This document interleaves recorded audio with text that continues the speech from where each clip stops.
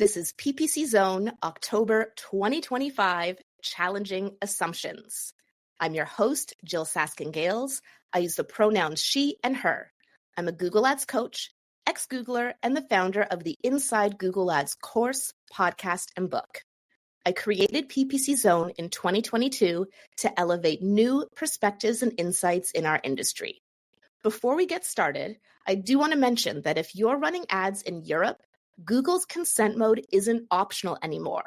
You can't properly track conversions without it, which means your campaigns are flying blind and you're wasting ad spend.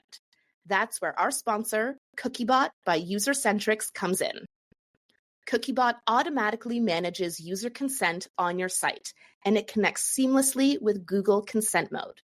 With Cookiebot, your Google Ads campaigns keep their conversion tracking and analytics optimization even when users opt out of cookies. This means more accurate reporting, smarter bidding, and better ROI. I use Cookiebot on my own website. It is quick and easy to set up. If I can do it, you can do it. And it lets me turn compliance into my competitive edge. You can sign up for a free trial of Cookiebot by Usercentrics, all while supporting ppc.zone by going to consent.ppc.zone. That's consent.ppc.zone to start your free trial of Cookiebot by Usercentrics. Consent.ppc.zone. First up in the zone is the founder and president of Digital for Startups, Inc., a full-service marketing agency. Today, she's here to share 7 simple questions for PPC success. It is with great pleasure that I introduce you to Reva Minkoff. Welcome, Reva.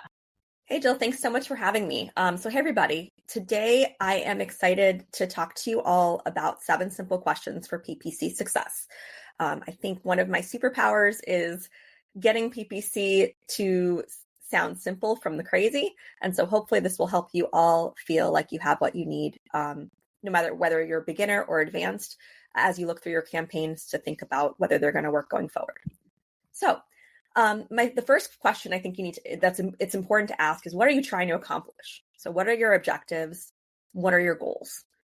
The closer you can get to your campaign to what you're trying to actually achieve, the better it will do.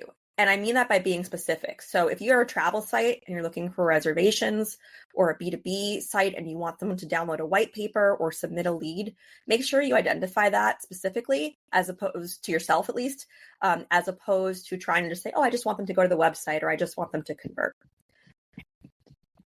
Once you know what you're trying to achieve, you can then figure out how best to bid on it. So there's an increasingly large number of options when it comes to paying for online ads.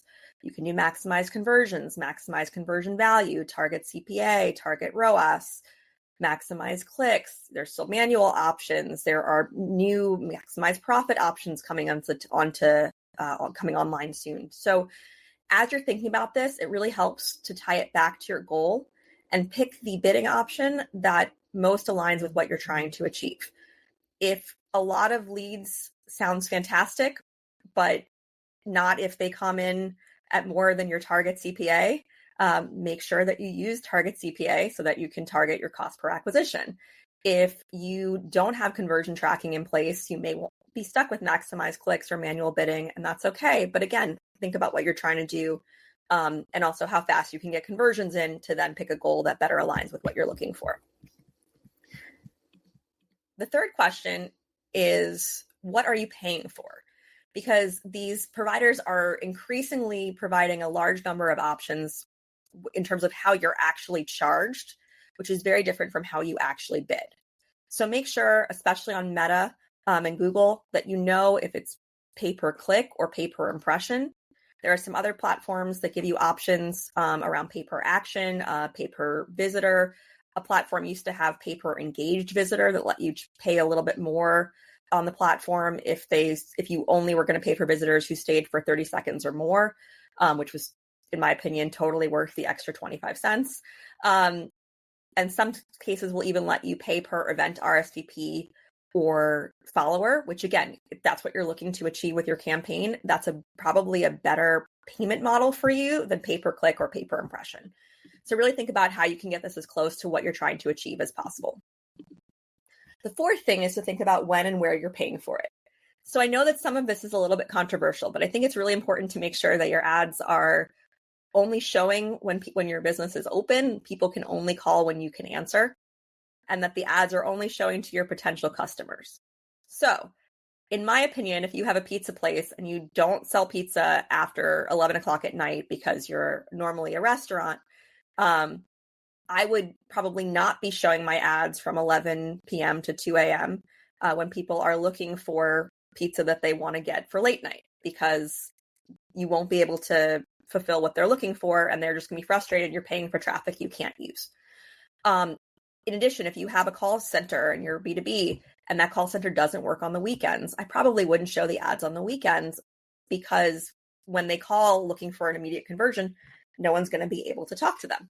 So I think that these are good ways to save money. My favorite story about ads showing to potential customers is one of my first clients was my guitar teacher, and he he only taught in a particular county in New York State, but he was advertising his ads to all of New York State. And if you're familiar with New York State, you know it's very large. So while he taught basically right outside New York City, his ads were showing up in Buffalo and Rochester, which is 7 hours away. So when we changed his ads to only show where he teaches, all of his KPIs increased over 1,000%. And I was a genius. It's not rocket science, but it was very helpful in this particular area. So again, make sure that your ads are really showing to people you mean to reach. How are you targeting? So it's important to think about what you're targeting to. There are so many options for targeting. My personal favorite are in-market audiences. If you're doing anything with e-com, or honestly B2B and leads as well, if you can find people who are looking for the thing that you are selling, it is more likely that they are going to convert and be warmer than if you were just going to target them based on, say, age and gender.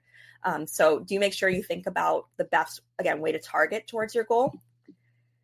And of course, does the user experience match what you advertised? So landing pages are one of the most important things when it comes to the online experience. You want to make sure that the searcher is going to what you're promising them that you are going to take them to. If the promise doesn't match, you are less likely to get conversions and more likely to have unhappy people.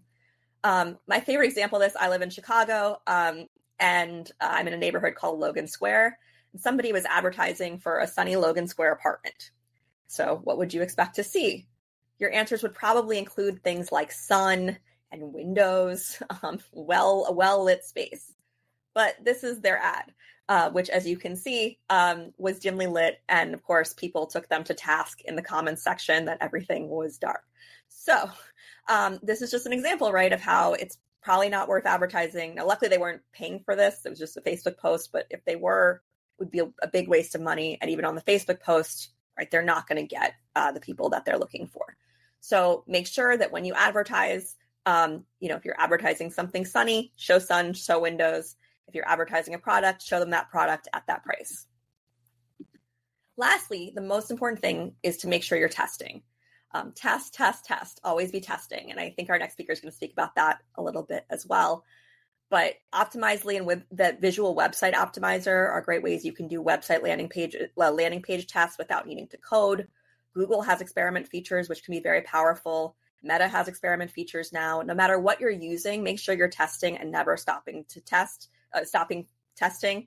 If you are only running one ad at a time, you're missing an opportunity to learn and to make your program better. So with that, I will leave this up for a second. These are my 7 questions. What's your goal? How are you bidding? What are you paying for? When and where are you being charged for it? Who are you targeting with your ads? Does your user experience match what you advertised? And last but not least, are you testing? So Google and pay-per-click in general can be complicated. I said, hopefully this helps make it a little bit simpler as you're thinking about where and when to advertise. And if you have any questions, please don't hesitate to reach out. Thank you so much, Reva, for sharing your unique perspective and insights with us in the Zone. If you'd like to connect with Reva Minkoff, you can find her on LinkedIn.